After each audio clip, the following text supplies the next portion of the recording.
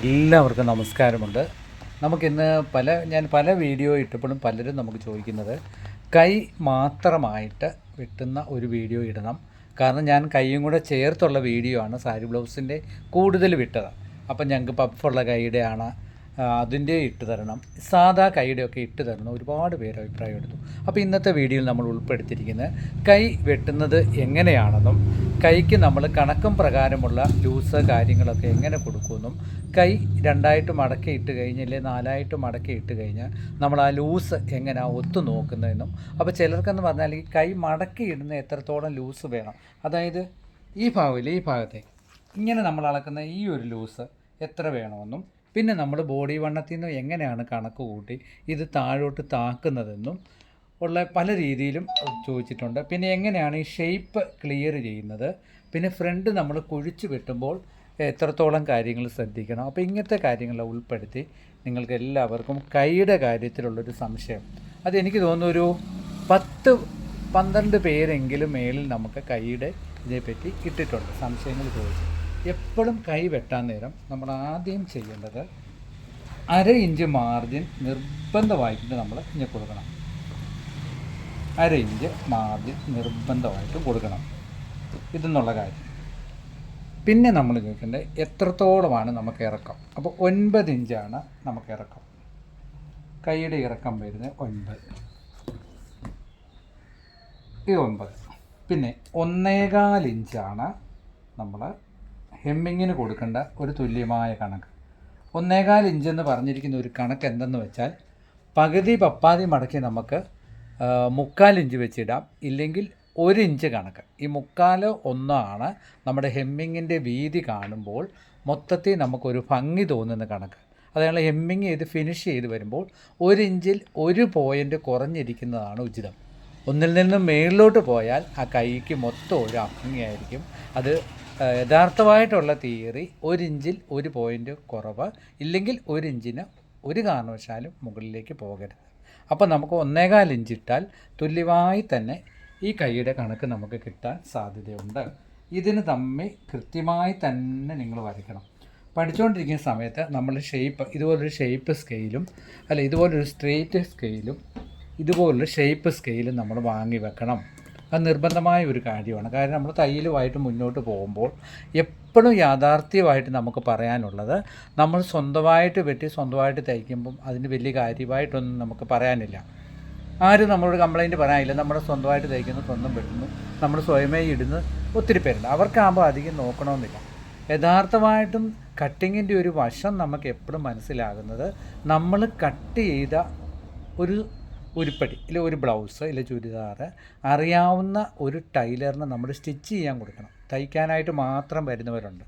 അവർക്ക് നമ്മൾ തയ്ക്കാൻ കൊടുക്കുമ്പോഴാണ് ഏറ്റവും കൂടുതൽ മാർജിൻ്റെ കാര്യം അറിയുന്നത്. ഇപ്പം നമ്മൾ വീട്ടിൽ ഇരുന്ന് തയ്ക്കുന്നവർ മറ്റുള്ളവർ ഞങ്ങളിങ്ങനെ ഒരു മാർജിൻ കൊടുക്കാറില്ല, 1.25 ഞങ്ങൾ ചോദിക്കുന്നത് ഇങ്ങനെ ഒരു പാട് മാത്രമേ കൊടുക്കുള്ളൂ എന്ന് പറഞ്ഞു.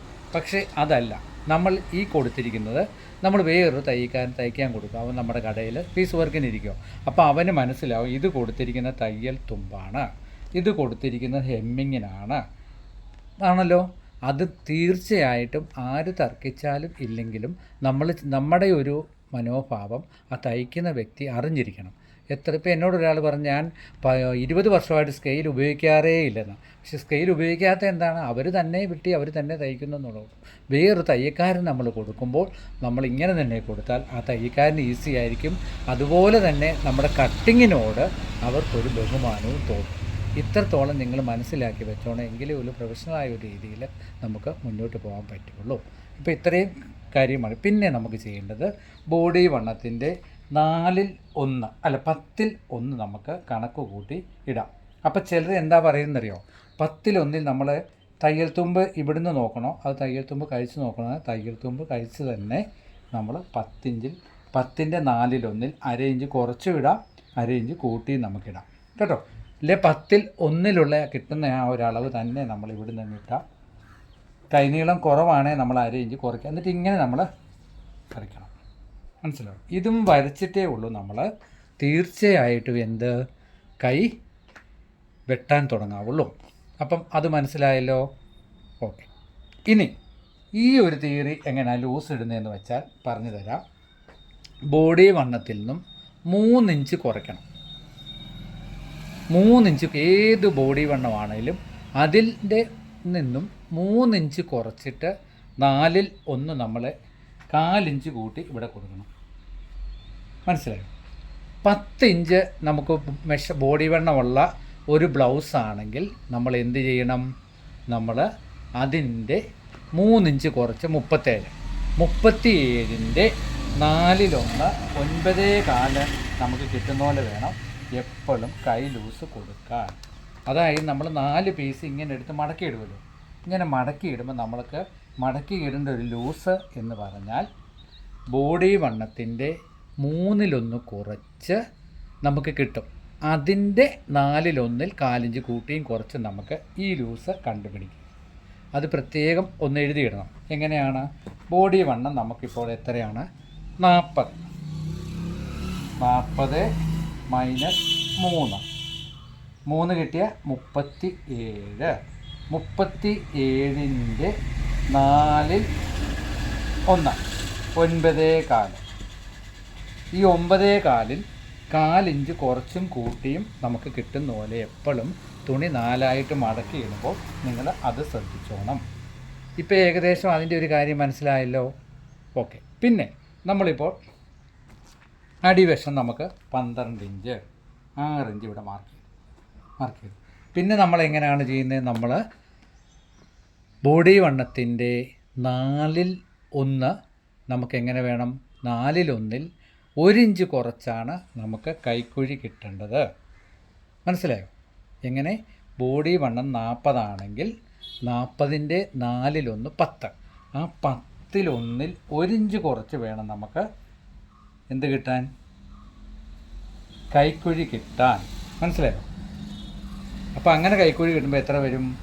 9 ഇഞ്ച് ഉണ്ടോ എന്ന് നമ്മൾ തീർത്തും നോക്കണം. ഇതാണെന്ന് നോക്കുമ്പോൾ കേട്ടോ, കൃത്യം 9 ഇഞ്ച്. ഇത് പ്രത്യേകം നിങ്ങൾ ഓർത്തോണം. ബോഡി വണ്ണത്തിൻ്റെ 1/4 1 ഇഞ്ച് കുറച്ച് നമുക്ക് കൈ കിട്ടണം. ഏത്? കൈക്കുഴി കിട്ടണം. അതാണ് നമ്മൾ ബാക്കി പീസും വെട്ടിയിരിക്കുന്നത് അതുപോലാണ്. എന്നിട്ട് ഇതുപോലെ സ്കെയിലെടുത്ത് ഇങ്ങനെ വരച്ച് വേണ്ടിയാണ്.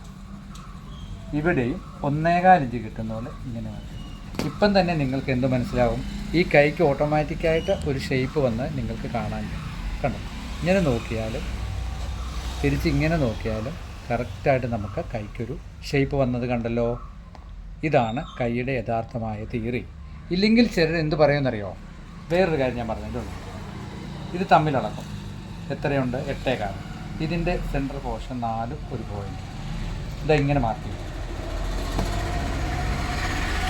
ഇങ്ങനെ മാർക്ക് ചെയ്യുന്നത് മനസ്സിലായോ?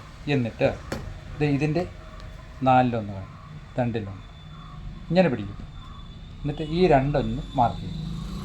മാർക്ക് ചെയ്തിട്ട് ഫ്രണ്ട് പീസ് നമ്മൾ കുഴിച്ച് വെട്ടുമ്പോൾ ഇതാ ഇങ്ങനെ കൊണ്ടുവരും. ഇങ്ങനെ ഫ്രണ്ട് പീസ് കുഴിച്ച് വെട്ടുന്നവരുണ്ട്. ഫ്രണ്ട് പീസ് കുഴിച്ച് വെട്ടുമ്പോൾ ഞാൻ ഒന്നും കൂടെ പറയാം, ഒന്ന് നോക്കിക്കോണം. ഒരു തിയറി. ഇതിൻ്റെ ഈ ലൂസിൻ്റെ സെൻറ്റർ ഒന്നും കൂടെ നോക്കി. എത്രയാണ് ലൂസ് വന്നിരിക്കുന്നത്? 8.25. 8.25-ലെ പകുതി 4 ഒരു പോയിൻറ്റും. എന്നിട്ട് ഈ തയ്യൽ തുമ്പില്ലേ, തയ്യൽ തുമ്പ് നമ്മൾ ചേർത്ത് വരച്ചിരിക്കുന്നത് നോക്കും. അത് 4. അതിൻ്റെ പകുതി മാർക്ക് ചെയ്യും. അതിൻ്റെ പകുതി മാർക്ക് ചെയ്തിട്ട് ഇങ്ങനെ ഈ മാർക്കിൽ കൂടെ വേണം ഫ്രണ്ട് പീസ് കുഴിച്ച് വെട്ടുന്നത് പോകാൻ. മനസ്സിലായോ? അപ്പോൾ ഫ്രണ്ട് പീസ് കുഴിച്ച് വെട്ടുന്ന ഒരു രീതി മനസ്സിലായല്ലോ. അപ്പോൾ അതിങ്ങനെ നമുക്കൊന്ന് നോക്കാം. ഇങ്ങനെ തന്നെ വെട്ടി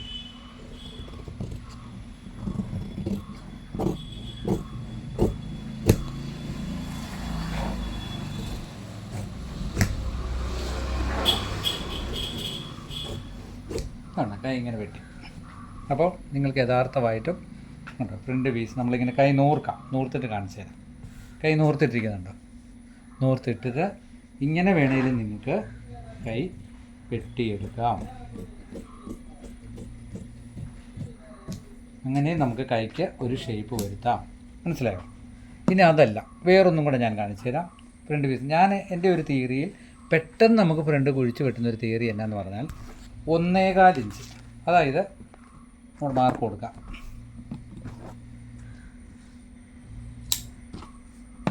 ഇതാണ് നമ്മുടെ തിരയടിക്കുന്ന തയ്യൽ തുമ്പിൽ നമ്മൾ തള്ളിയിട്ടിരിക്കുന്ന ഈ 1.25.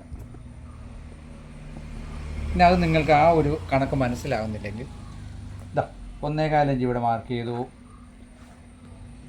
2.5 ഇഞ്ച് ഇവിടെ മാർക്ക് ചെയ്തു.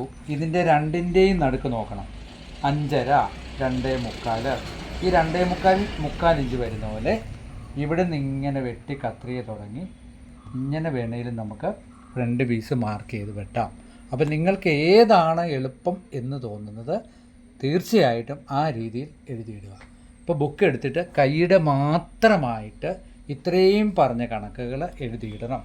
ഈ ഒരു തിയറി നിങ്ങൾക്ക് ചുരിദാറിന് വേണമെങ്കിലും നമുക്ക് ചെറിയ മാറ്റങ്ങൾ വരുത്തി ഉപയോഗിക്കാവുന്നതേ ഉള്ളൂ.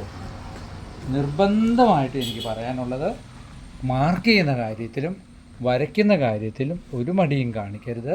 തീർച്ചയായിട്ടും അങ്ങനെ തന്നെ വേണം ഞാൻ വരയ്ക്കും. ഇപ്പോൾ 2 കൈയുടെയും ഞാൻ ഫ്രണ്ട് വെട്ടി കാണിച്ചത് 2 തിയറി, അത് ഏത് തിയറി വേണമെങ്കിലും നിങ്ങൾക്ക് യൂസ് ചെയ്യുന്നതുകൊണ്ടാണ് 2ഉം കാണിച്ചു തന്നത്. അത് പ്രത്യേകം ഓർത്തോണം. ഒരു കൈ 2ഉം ഇങ്ങനെ ചെയ്തേക്കരുത്. ഇത്രത്തോളമാണ് കൈയുടെ എളുപ്പമായ ഒരു വഴി.